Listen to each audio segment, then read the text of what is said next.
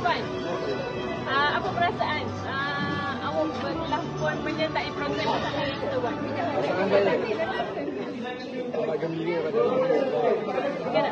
saya rasa amat gembira sebab saya dapat kenal orang baru, orang hebat macam Sewan ni. Sewan ni baik sangat sebab ia bagi macam-macam kesedaran kepada saya untuk meneruskan perjuangan sebelum menempuh SPM tahun ini. So, daripada aktiviti yang dijalankan dan khasnya daripada slot motivasi Sewan sendiri, macam mana? Apa komen? Saya slot motivasi daripada Sewan amat menyentuh hati saya untuk saya membalas jasa kedua bapa saya.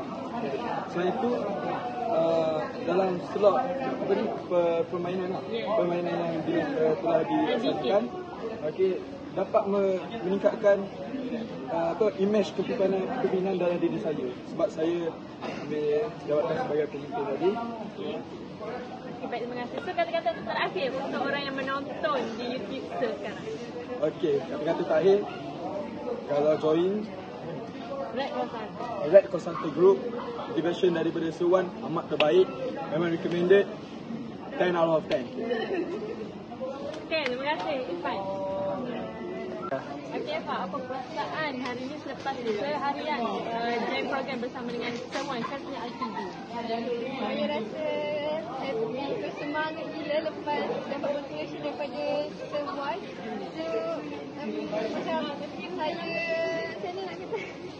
saya rasa semangat lah untuk tak study apa semua lah. So, yeah. Okey, daripada motivasi Sewan, apa yang dapat adalah rasa lebih bersemangat lah untuk belajar dan ulang saja apa semua. Dapat kesedaran yang pentingnya. Okey, so mungkin sebelum kita akhir, mungkin ada kata-kata kepada penonton kita yang sedang menonton kita sekarang. Kata-kata terakhir, korang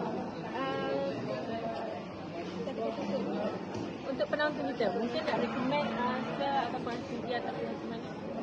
Pesanan SPM tak lama lagi ni. So, korang kena start study daripada sekarang sebab kita ada masa yang singkat.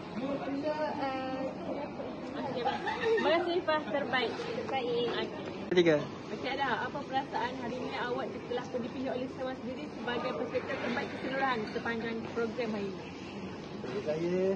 Perasaan saya tak sangka pula dapat apa tadi? Peserta terbaik. Peserta terbaik dalam keseluruhan dalam program hari ini. Program hari ini.